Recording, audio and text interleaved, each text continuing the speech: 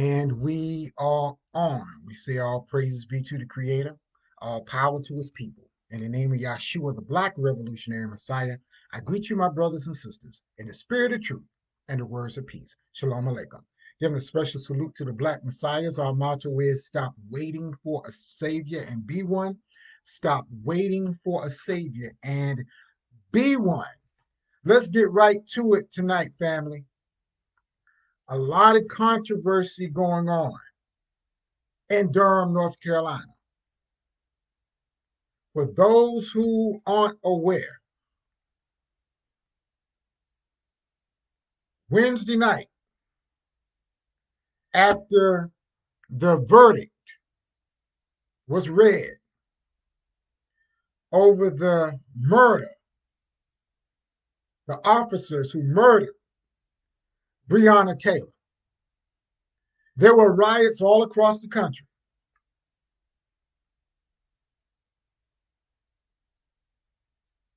People were upset about the verdict. But in Durham, North Carolina, as has been the case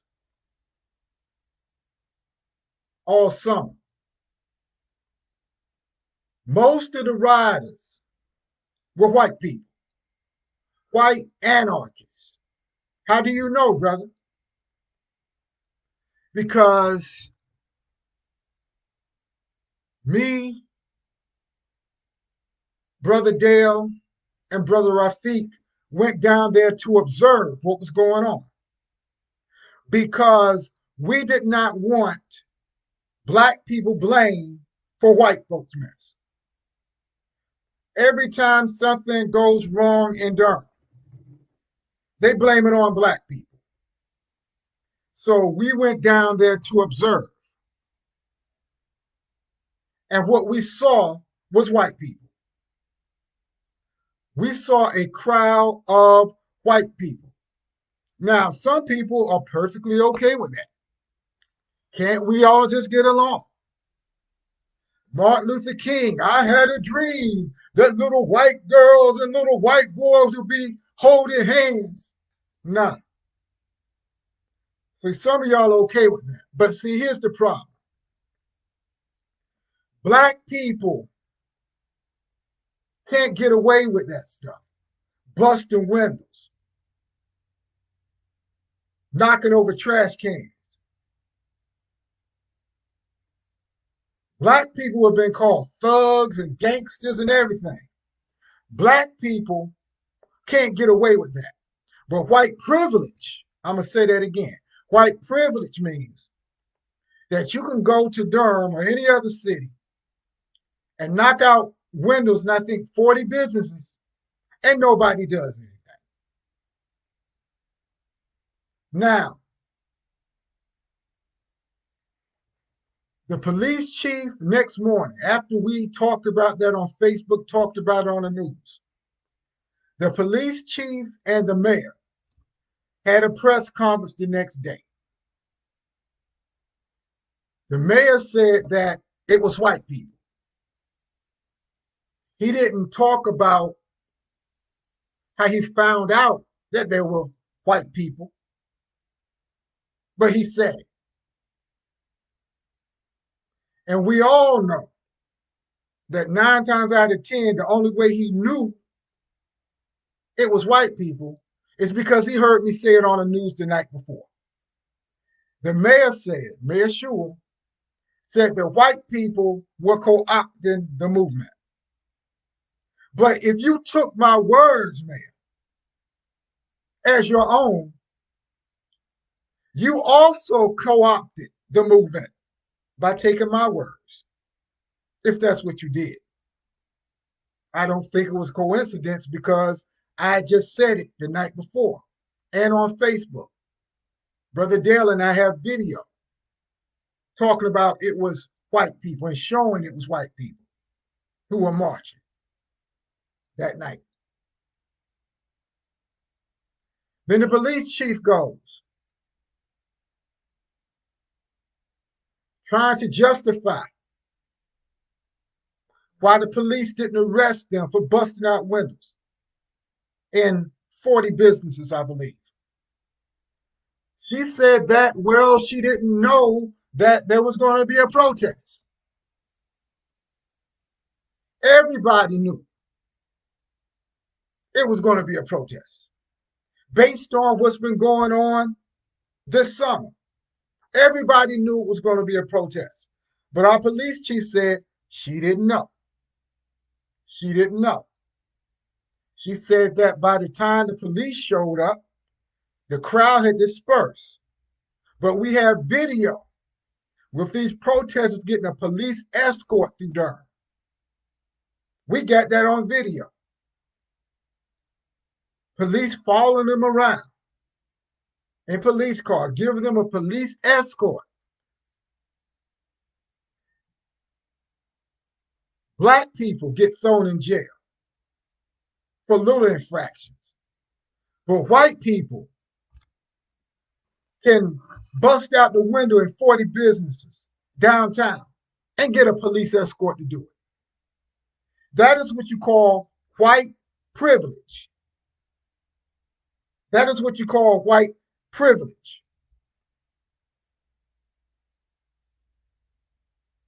And some people are okay with that. Because in 2020, some of us, some of y'all, are still looking for a white savior to come save you. Do I need to repeat that again for the people in the back? Some of y'all are still looking for a white savior to come save you. So tonight we're going to deal with Black nationalism. Since I put it out there in the media, some people might be confused about what Black nationalism is. Black nationalism is not Black Lives Matter. Let me be clear. Black nationalism is not Black Lives Matter. Black nationalism is not looking for white allies. What Black nationalism means is Black power. Black nationalism is Black power. It's not no justice, no peace. It's not I can't breathe. Black nationalism is Black power. That's why at all these rallies, you hear them saying everything, every slogan except Black power. They know the difference. They know the difference. They know the difference between where Black Lives Matter ends and Black power begins. So let me define it a little bit more. Black nationalism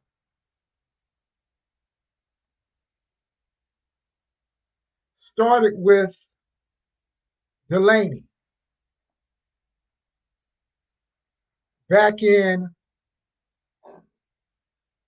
the late 1800s, the idea of Black nationalism. It was further carried on by the Honorable Marcus Garvey. Read this book, Race First, by Dr. Tony Martin, and it's about the work, the life of the Honorable Marcus Messiah Garvey, who was one of the chief proponents of Black nationalism. He's the one that gave us the red, black, and green flag. Now, you know that flag has been co-opted. They put stars and stripes and mix it with other colors. No, red, black, and green. It's the Black nationalist flag that was given to us by the Honorable Marcus Garvey around 1920, thereabout. Red stands for the blood of Black people. Black stands for the people. And green stands for Africa. Don't get it twisted. Red stands for the blood of Black people. Black stands for the people. And green stands for Africa, the motherland. Ain't no white in my flag. Ain't no white in my flag. Let's be clear. There's no white in my flag.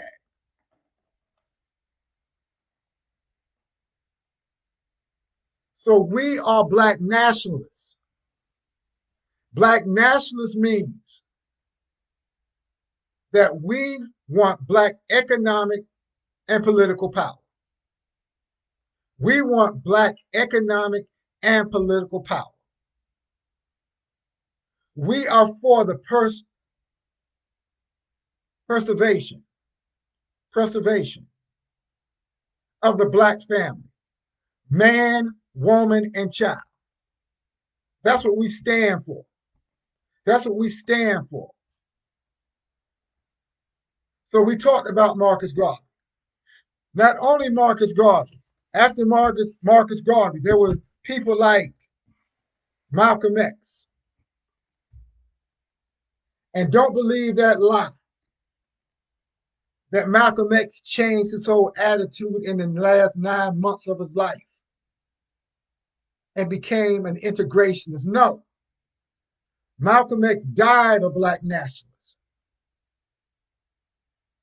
Malcolm X died a black nationalist. Let's be clear.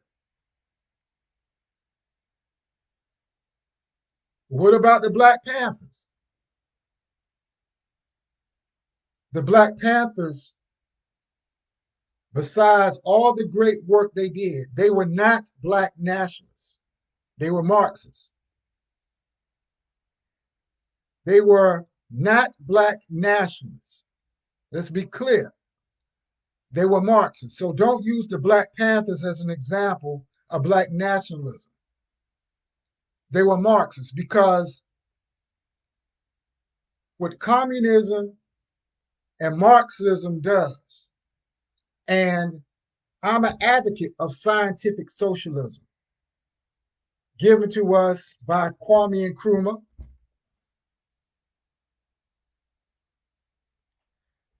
given to us by Kwame Ture, aka Stokely Carmichael.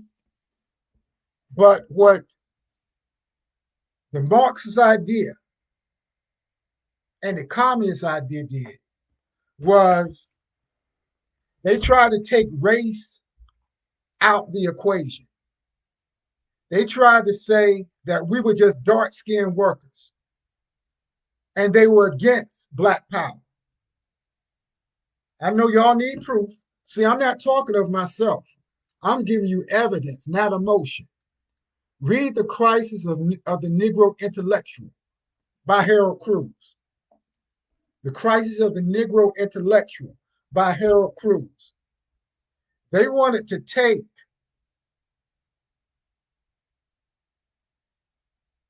black power and black nationalism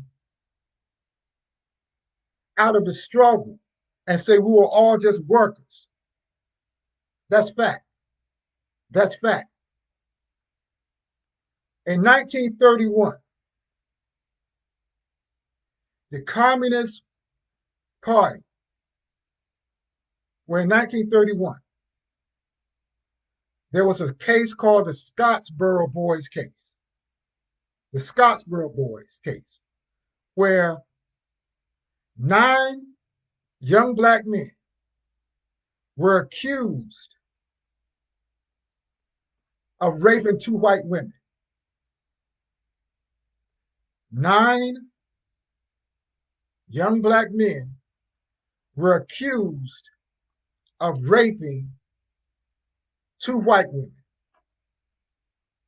And I'm bringing this up because the white communists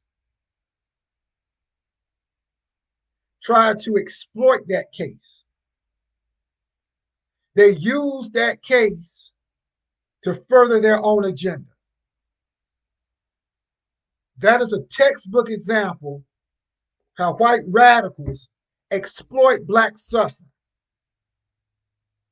Look at the history of white people trying to get involved in the black movement. They've always exploited it. What did Dame Dash call them? Culture vultures. They will exploit anything that black people have going on to push their own agenda. You think you out there starting off protesting against police brutality. They have you out there fighting to save the whales and save Fido and save trees. That's how your white allies would do. But black nationalism teaches black self-reliance. Black nationalism teaches black self-determination, meaning we don't need white allies. Now, I know some of y'all are paid off.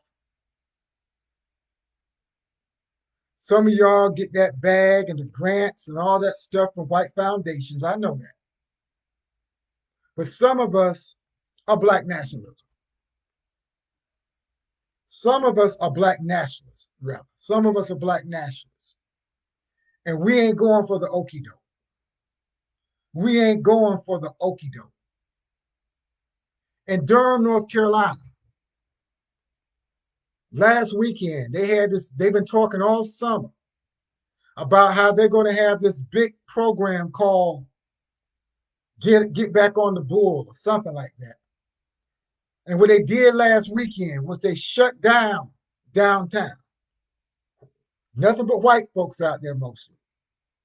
They shut down downtown so the businesses downtown could recover. So they said every weekend for the next, I think, 14 weeks, they're going to shut down downtown. So the businesses who have suffered because of the coronavirus could recover. So you have white folks out there just chilling and sitting in lawn chairs and just having a good time. This weekend, they said because of the vandalism that the white rioters did, they shut all that down. Do you think in downtown Durham they would have shut anything down for black protesters? Talk to me. In downtown Durham, do you think they would have shut any festival down because of black folks? No. They would have had a line of police and threw everybody in jail. They wouldn't have shut it down for black people. So they make all these allowances for white folks because of white privilege. They don't understand that white privilege is white supremacy. White privilege is white supremacy. But we believe in black nationalism. We believe that black people have the power, have the authority to determine our own destiny. And we don't need white allies. Because again, they have their own agenda. There's a civil war going on right now in America. There's a civil war going on in America between the white conservatives and the white liberals. And they're just using black suffering as pawns in the game. Neither one of them care about black folks. Neither group cares about black people. How many of your white allies have you heard demanding reparations? Talk to me. How many of your white allies have you heard demanding reparations? Their talk about police brutality, nobody, no sane human being with any morals wants to see black men get shot in the street. Nobody wants to see dogs being run over. in the street. That doesn't mean they're going to advocate for you economically and politically. See, it's a power structure. It's a power struggle. Kwame Ture told us that white people are fighting for power, whether they're conservative, whether they're Trump supporters, or whether they're your white allies. They are fighting for power. Black people are fighting for survival.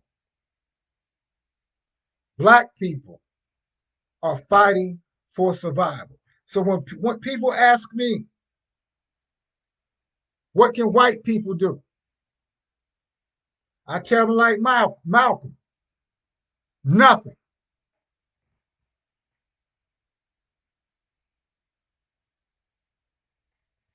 But if you're insistent on wanting to do something, tell your white allies to go into their own communities and advocate for reparations. Advocate for reparations.